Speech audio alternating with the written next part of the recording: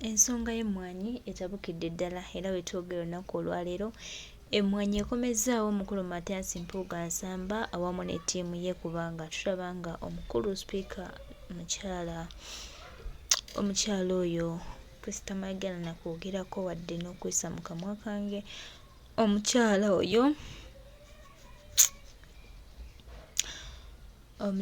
oyo sipiika Anita Amongi nga bwe yabulikidde nga alaga nti agenda kulwanyisa enteekateeka y'emmwanyi n'okusuula Buganda.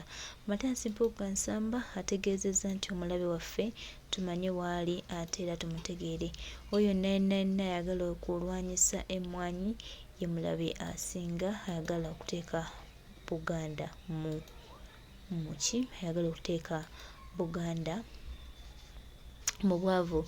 Era nga baganda bange, mikwano gyange, nnyongera obajjukiza nti ye His Excellency Kyagulanyi Ssentamu Robert Bobi Wine engeri muno egyalina omutima oguli soft, nti omuntu asonyiwa omuntu amangu, oluusi awuliriza, ayagala tukwataganire wamu era ayagala tutambule wamu. Munnange ayaniriza enteekateeka eno era kyennyinza obagamba n'okubategeeza nti emmwanyi ekomezaawo omukwano gwa His Excellency the President of Uganda Kyagulanyi Ssentamu Robert Bobi Wine n'omukulu Matyansi Mpuga Nsamba, kubanga waliwo obutakkaanya naye ate kino ekyazize kikwatagana ku buli Muganda gwali eyo gwatali gwe naawe wali yasiisa agamba nti tebikwatako. Munnange bino bijja kukwatako lwa mpaka oba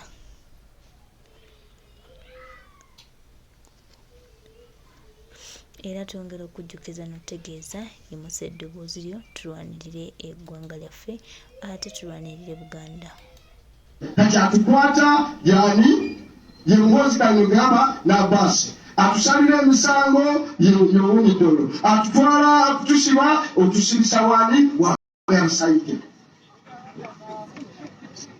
ne kooti y'amajyana agikulira bayizwe ani akulira kooti y'amajyana abaana baffe tebawadde yani ne kooti y'amajyana naye yamuki yamugabe nabengenda ku bitongole ebikesi ani dalekta wa iso magambo anamumyuka Katabazi ani dalekta wa eso badipisi bonna sibo president ebyamawanga biveeko sirika Museveni sirike ku byamawanga. Amawanga ye caayi ye sapa ye dina joya ewaka waliyo nebyabakama yakuna akakiiko kaki k'ebyokulonda. Kakati kwesebo musajja nkule kino Museveni ojawa n'otengerera n'osekiwandiiko kyabo amawanga teri akusinga kusosola amawanga okujjako gwe. Naye wali ogenda mu nsiko ate si National Unity Platform mugirabe Secretary General waffe ye Lubongo ya siki ekyo oyo Muganda kakati ffe awo twasukkawo dda awo wooli mu mawanga emboozi y'amawanga giveeko totubuzaabuza. Ensonga eziri mu ddiiro bbiri, ensooka emmwanyi togikwatako, ey'okubiri Anita Amongo eyakoze byakola togenda mu mwekwekamu yeekwekebwo ogenda kutusaasanya must go. Kati ebyo byotowulira ebirala mboozi kinumya olwala tuli kimenya nga tukutwale wa Mukama Katonda. So totunyumye tetwagala abavuga ennaku ze bagamba tetwagala kukola ki manya, tetwagala kukola ki manya, twagala ebintu bibiri emmwanyi giveeko Anita must resign. Zensonga mmeka bbiri. Kati totunyumiza mawanga biki byonna bwe tugamba kyemmwanyi bajasi be bagikolako obulima abo bwe bakolako bulima vanira bwe bakolako aliwa bayinya abantu obusaanyi buliwa. Eyo minisitule y'akwata tetwala emmwanyi zaffe n'akamala gikolako audit. Eyo ye minisitule yagula embuzi mukitegera yagula embuzi emu obukadde 7 embuzi emitwalo 2 ne zifa mu wiiki 2 nga baziguza obukadde buki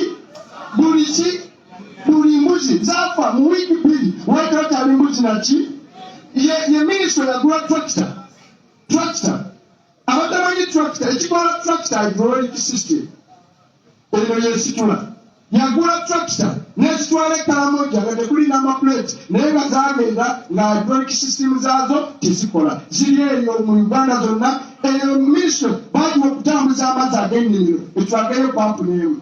Eyo ministry endwadde covid eri mu ICU tosobola kutwalayo bebi waffe Mwanyi. Yaganda nekubajja munanansi what happened? Ebyennyanja byagirema buli kimu kyakikola ki n'ekirema kyatasobola kuluma kutuusa mu mawanga. Mwebaza mubaka wa palamenti ensanvu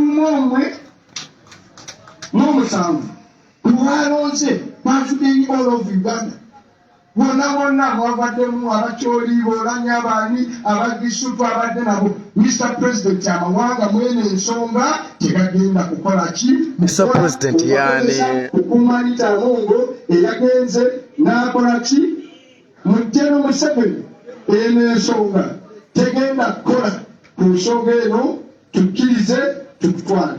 Naye tumugambira kino mu abantu bawa lubalembera ng'enkokoze ki kati buli omu twebaza abali ku social media. Waliwo omwana yakikoledde senga mumanyi yagenze n'akuba emmandwa n'akuba omukongozi emmandwa kanyunyusi yakoze omulimu. Waliwo abawala tulabye nga boogera ebigambo ebirungi ku social media. Buli omu gyali speak so act like so. Tujja kugenda mu maaso tujja kuwangula Ssaabasajja Kabaka awangaale. Kakati banzijukiza wano giri emyaka ebiri egyaba ediwanika esatu ebyo bibye etaano ebyo bibye fe position ya kopasi erikirya ekyo simu nyinze muwanga Kivumbi nsubira ne President General Museveni enamba yange tagina. Twali twegayirira banange tubonaabona twegayirira sipiika ku makyalo tutegeere tuleme kugenda mu palamenti kulwana nenkunga ababaka ba palamenti bonna abatagala Mwanyi tugende tusinkane sipiika.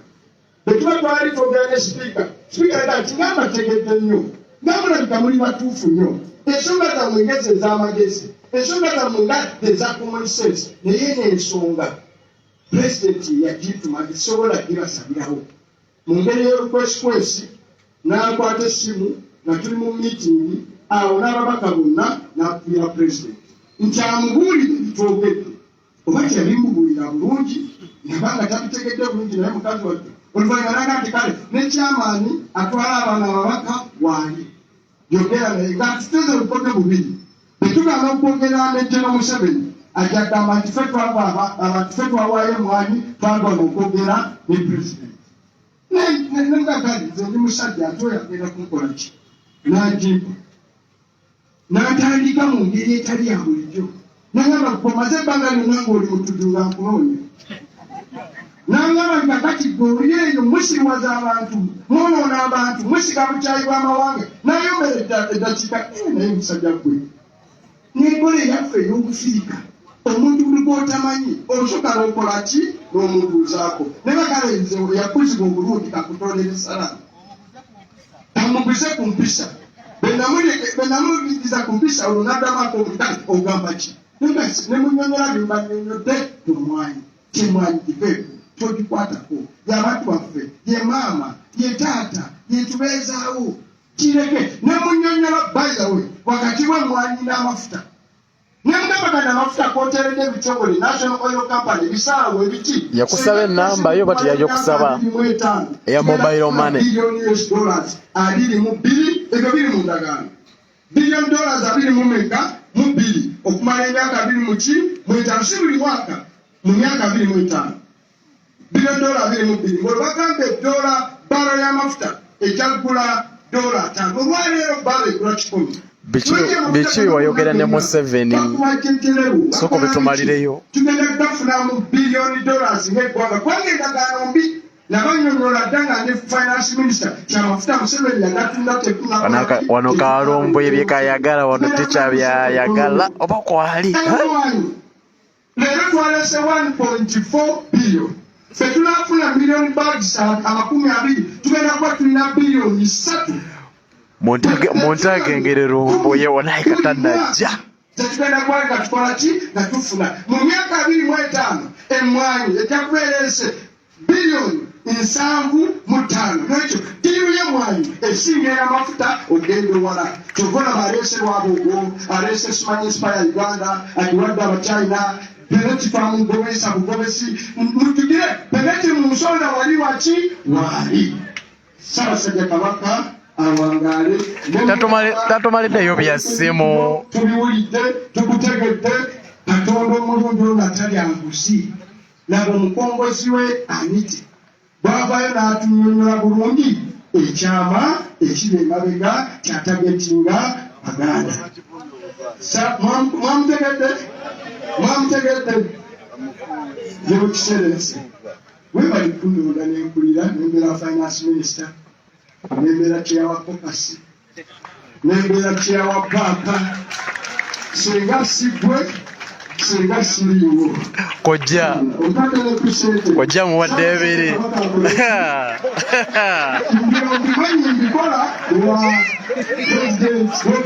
la president weyewunya koja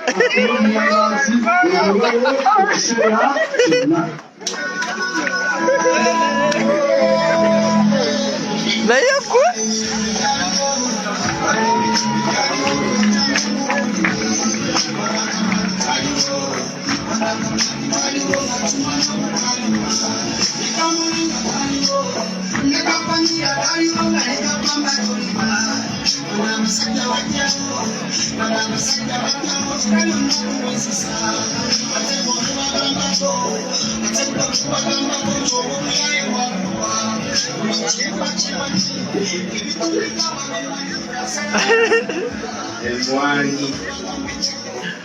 Golubagambako ng'empingo ziruma wano y'enguudo ezaliwo laba zonna okubomoka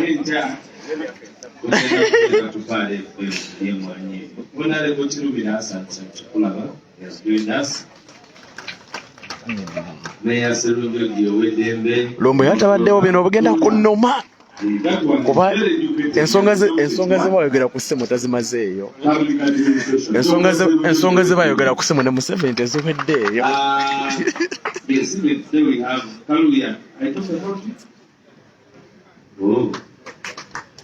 The bank from the Eastern, of course, our PPS is with us. Ngenda kulinda satellite y'Empoma era kayaliko kwa ASP asimwe. We have Honorable Katawazi. Ezo songa cheka tuzina ku satellite y'Empoma. We have Honorable Serukenya David. You're most welcome. Actually, Sabagabo. So, Mr. Mwaga Chivumbi, Permanent Secretary of Ministry of Agriculture, Wamwita Media Chasura Chomuka. Naye minisita wa agriculture mu by'okubba yafuna omudaali mu ministry yali bamuyita tumwebazi ye mumyuka wa minisita wa agriculture n'omumyuka era Amirama banaye Museveni toli musosozi wuliriza ayina Amirama ate amanya ge gamuze sitakwatanga Amirama tumwebaze Major Cholisima, they are the ones managing where they want to send the coffee. Atenga lwabwoko bwe bawazire biliyoni ennyamwena mu muligo okunywa kaawa naye kubameka wana abafuna kaawa bwe yagabira abantu babo. Era ne mu Parliament ya Uganda Anita Among ya facilitating lwabwoko okufuna lwabwoko yawasa muwala wa Museveni kati oyo mukoddomi waki wa Museveni omulimu gwakola kati gwa kutunda kaawa bamuwa $1,000,000 ze biliyoni 37 anoonya akatale naawe bakuwa biliyoni 37 n'obanga obeere waife mu kyalo Iduki wabulayo osobola onoonya bantu abafuna alina 37 biliyoni nya kunywako mbwabali abantu bayiga okunywa kaawa kyokka ate ne bamwongera 37 agenda mutunda ebweru yo yayogera ku mawanga so byonna bali mu lukwesikwesi ye yennyini kuba twagamba nti Pineti ye Museveni so Museveni akozesa kati gavumenti eno gye yawamba okuwa Keynote okwewa Parliament era tuli mabega wamwe. Tetwabagamba nti abantu abo bavweyerusa si beerufu nnyo naye nga balowooza tulimba. She's a mafia. So ffe ebyokumujja mu ntebe tetujja kubawagira. Ndowooza ne NUP ejja kubawagira. Kuba that has been our position since then. Mr. Secretary General, come and address the press and also invite the President. Thank you very much. Obugalo Comrade Wise Alex Mukomezawo. People power. Our power. Mr. President, members of NEC present, members of Parliament, mayors, speakers, councillors, fellow leaders at different levels. I think I will not say much because I think Honorable Mwanyi has done as well to elaborate what is going on. Tubadde twanjula candidate waffe ne posta eyo katugirage bannamawulire agenda kuwaniriza president abantu balage nti tuli serious kati tugenda Kisoro very very soon. Please put it up very well. Secondly, I want to announce to you, ladies and gentlemen, we have been telling you that we are soon resuming our nationwide tour, and next week we shall start our nationwide tour. I don't want to tell you which district we are going to, but it will be in that man's region. Honorable Kaluya, we are going to teach us some eastern region. Next week, Tandika, Uganda, Eastern Uganda, Mutulinde, Tukolachi, Tuja. Yes, isn't this a wonderful poster for our candidate in Kisoro? So, we are going to be in Kisoro. The nominations are going to be this week in Kisoro, and we shall all be there to support our candidate. Ngenda Kisoro ndabe ebireyo. Ngenda Kisoro ndabe ebireyo Kisoro. Sauda madada yamanya ati nechanze. Batwa akabanga katono nnyo for campaigns. Gwelaba district erina egombolola 24 naye ne bakuwa ennaku 12 zokka okampeininga. Ate mumanye nti ebyo ebitundu biri diverse. Olaba osobola okuva mu kitundu kimu ng'olina okuvuga essaawa 2 okutuuka mu kitundu ekirala. Naye okuba tebaagala tutuukeyo, tebolaba batuwadde baagala tubeere mu gombolola 2 mu lunaku lumu, which is not practical. Mujjukire kye baakola last time mu kalulu kwa president, edda etteeka lyali likyogera bulungi nti presidential candidate alina okubeera mu district emu buli lunaku. Naye mu kulonda kuno kwaggwa, kubanga baali batutya nnyo, baatulemesa ne twesanga tulina okukola district 3 buli lunaku. Kati bye bakola ebyo. Tobolaba awamu twali tugendayo ssaawa 4 ez'okumakya ne tuvaayo nga tulina okubeera wala ssaawa 6, ate tuveeyo tugenda walala ssaawa 8 oba 9. Era ne bakugamba bali ssaawa 12 olina okuba olekeddaawo okukampeininga. Kati nkyakiseeyo mukitegeera mwena nti bakimanyi bulungi nnyo nti singa tufuna ekiseera ekimala n'abantu b'Ekisoro ne tutuuka mu buli kitundu kyonna mu district eyo, baba tebalina kyebalimba abantu kubanga bo batambulira ku bulimba byabadde ayogerawo candidate waffe ijana ku ijana. Bagenda ne basiruwaza abantu tebabawa services. Mwana wajuzi twagendayo president waffe bwe yakyalira abantu beeyo abatwa n'asanga nga tebalina tanks, tebalina mazzi, tebalina kyakozesa kyonna. Era ne tugenda ne tuvadde libalingira tanka n'emmere n'ebirala bwe bityo.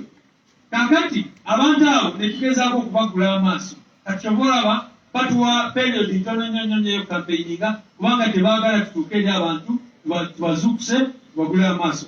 Naye ekyenjagala bakakasa tugenda kubeerayo era tubasaba mwenna abasobola mugende mubeere Kisoro, at least mukole ekintu kimu kyonna ekyokuzibula bano abantu amaaso okulaba nti ijana ku ijana kekola. Kubanga ijana ku ijana kudiibiki ng'abantu tebalina byakulya, ng'abantu tebalina mayumba, tebalina we basula, abaana tebasoma. A district, it's one of the poorest districts in Uganda. Naye n'owulira nga wasiriwaza ba RDC bagenda ku radio ne bagamba ijana ku ijana, ekitegeeza 100%. Mu kulonda okwagwa bwe baalaba bye twali tukola ne bakwata bano abantu abasinga ne babasiba, candidates agents baffe ne babasiba n'ebirala bwe bityo. So tujja ekisolo okulaba nga candidate waffe Honorable Tana kankuyite ne Honorable nga butali naye tekulaba nti asobolera ddala wa Honorable amusobolera ddala boleka kale abanange nga si tutebudde bonna bulala. I don't want to waste any other time. Yeah, before I actually, that's a very important thing. Before I invite the president, our comrade Achileo is here. Where is he? Comrade Achileo, who just returned from detention for a very long time.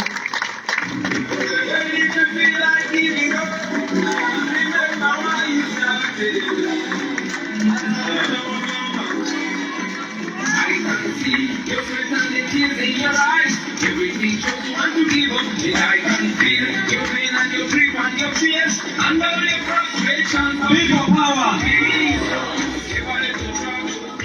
So, tukusanyukidde okulaba olunaku olwaleero kubanga ye press conference yo esoose okubeera wano. Ono omukulu yatwala wano mu nsonga za security ku kitebe kyaffe. Tumanyi bulungi nnyo be bamutuusaako n'ebirala bwe bityo. Naye nammwe njagala kubeebaza mwenna abadimandinga for the release of Comrade Achileo. Mwebale nnyo abaabeeranga bakuleetedde sapule kubanga abasajja bwe bakwata Achileo kye basooka okukola mukimanyi bulungi nnyo, bamwambula sapule ye era President n'ajja wano n'akibalaga. Mwebale nnyo nnyo Honorable. Eno yavudde Vatican era ndaba ekifaananyi kya Paapa weekiri.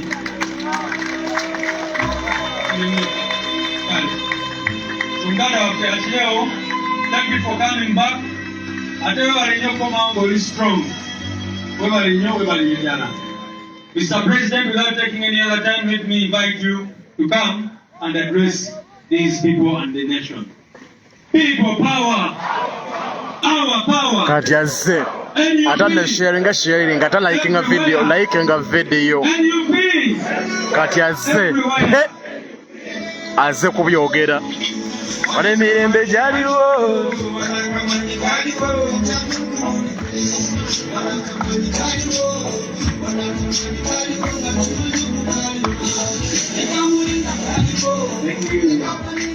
Thank you. People power.